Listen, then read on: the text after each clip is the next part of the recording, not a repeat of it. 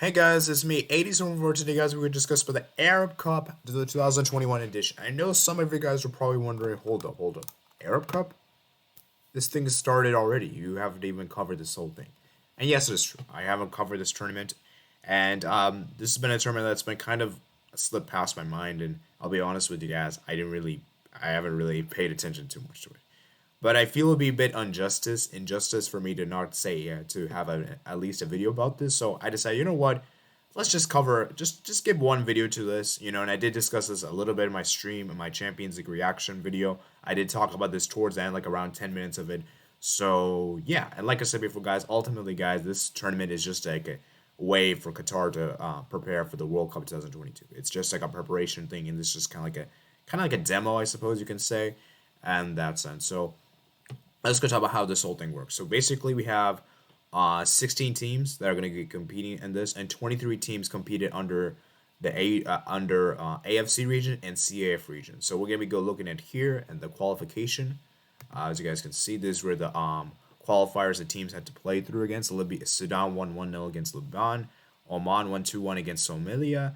Jordan won 3-0 against South Sudan. Keep in mind that was awarded though. Mauritania won 2-0 against Yemen. Lebanon won 1-0 against Djibouti. Palestine won 5-1 against Comoros. And Bahrain won 2-0 against Kuwait. So the rest of the other 12 nations, how many nations was that? 1, 2, 3, 4, 5, 6, 7, 8. The rest of the other nations qualified by default. Okay, so you guys can see right here the Group A. If I had made predictions, I probably would have predicted Qatar to top the group. As for second, I probably would have predicted Iraq, if I'm being honest. So it ended up becoming Qatar with 9 points, Oman with 4 points, Iraq with 2 points, Bahrain with 1 point. And we'll get to the champions in a bit, but I just want to give you guys like a recap of what's happened so far. Okay. Then Group B, we had Tunisia that topped the group with 6 points. United Arab Emirates came in second with 6 points. Syria and Mauritania came last with 3 points respectively. This was a very tight group, and Tunisia ended up topping because of goal difference. So that's really interesting. In the Group C, we have Morocco that topped the group at 9 points. Jordan came in second with 6 points. Saudi Arabia came third with 1 point. Palestine came fourth with 1 point. Oh yeah, for Group B, guys, if I made predictions, I probably would have predicted Tunisia top, and I think I probably would have predicted United Emirates. Group C, I think I would have predicted Morocco, and I think I would have predicted Saudi Arabia in second. Okay. And Group D, Egypt topped the group 7 points. Algeria came in second, 7 points. Lebanon came in third with 3, and Sudan came fourth. Isn't it crazy that Egypt actually topped the group by the fair play thing, which I remember that was used in the 2018 World Cup, which actually eliminated Senegal, if I'm not mistaken. And I believe Japan benefited from that, which is really interesting indeed. So now we move on to the knockout stages of quarterfinals. Our first matchup was Tunisia versus Oman. I believe I predicted Tunisia to win this one. Qatar versus Emirates. I believe I predicted Qatar to win. Egypt versus Jordan. I think I predicted Egypt to win. And Morocco versus Algeria. I kind of forgot which one I predicted. I think I might have predicted Algeria to win this one. I think I might have predicted, so I'll have to look back at my predictions. But yeah, I did make these predictions towards the end of that stream, by the way. Okay, so we now have the semifinals in which we had Tunisia versus Egypt. And I actually think I didn't make predictions officially, but I would have predicted Egypt to win. Then we had Algeria versus Qatar. I would have predicted Qatar, to be honest with you guys. But it ended up becoming the matchup that I thought we would see in the final. Ended up becoming the third place game, in which Qatar actually won on penalties against Egypt. And then finally, we have the final here, Tunisia versus Algeria. Let's go on top of the final. Now, I did watch the final highlights, and it's very interesting here. So, both Tunisia and Algeria marked the third appearance at Arab Cup. Tunisia won the first edition in 1963, while Algeria never won the competition. This is the country's first ever Arab Cup final, as the 1963 edition won by Tunisia was played in a group format. Oh, wow. Prior to found Algeria lead in head-to-head games, having won 16 times with Tunisia's 15. The two sides drew 13 times. Tunisia was undefeated to Algeria. It covered matches in 1987. So you guys can see here, there's the route to the final. And here's a match. And I actually saw this match, and it was really interesting because I feel like for me, Algeria did have the better game. They had the better opportunity. I feel like to me, when I was watching those highlights, Tunisia had better opportunities, but Algeria had more dangerous opportunities, and that was a great goal from Sahoud.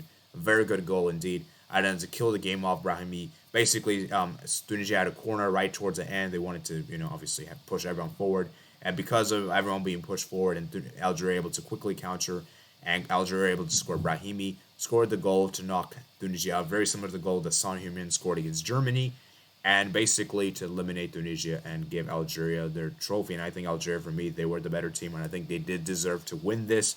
as for Indonesia, they can feel a bit heartbroken, but I think ultimately they did play well. And to be fair, they gave a very competitive game to them.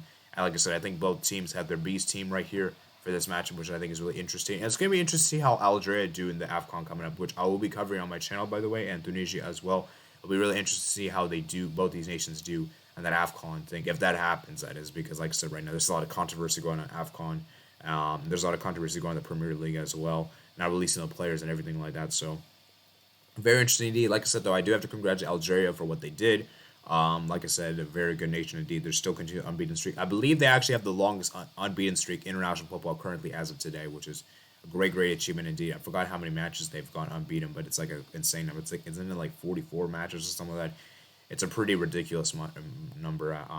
We could probably, you know what? Let's go and look at that up real quick. Let's look that up, and then I'll wrap for today's video. And you guys, I find it very interesting that in a year's time, we're going to have the World Cup final. We're going to have the World Cup final in a year from today. That's going to be crazy. So let's go look at Algeria's unbeaten record. So on Algeria unbeaten run, okay. Let's see. Where is it? So it says right 31 matches. So it's gonna probably be more matches now because the Arab Cup thing. Okay, I don't want to put that video there. We might get copyright, something like that. So I don't want to go there. Let's see. Yeah, it's probably like something like that. So yeah, Algeria have a pretty insane unbeaten run, as I said. Like right now, according to the website, it's 31 matches, which is November, and I believe. Let's see how many games did they play in the Arab Cup. So they had like 1, 2, 3, 4, 5, 7, 9 games. So actually, yeah. No, 5 games. So 5 games they played, which would equate to like 36, something like that. Let's see Algeria. Let's see Algeria's thing. We could probably find it here actually. Let me see the fixtures. 2021. November 12th. Okay, so yeah, 1 and then the other 5. So 6 games they've gone unbeaten. So it's gonna be interesting to see how Algeria do, guys. I think Algeria is a nation to keep an eye upon it. I think they could do very well in the World Cup 2022. So that's pretty much it for today, guys. Just want to give you guys my quick reaction. If you love international content, I do recommend you subscribe to the channel, like I said. And if you're new around here, consider commenting as well. Like the video as well. And I'll see you guys later. Peace out. And remember to check me out on my platforms. Links in the description below. Peace out.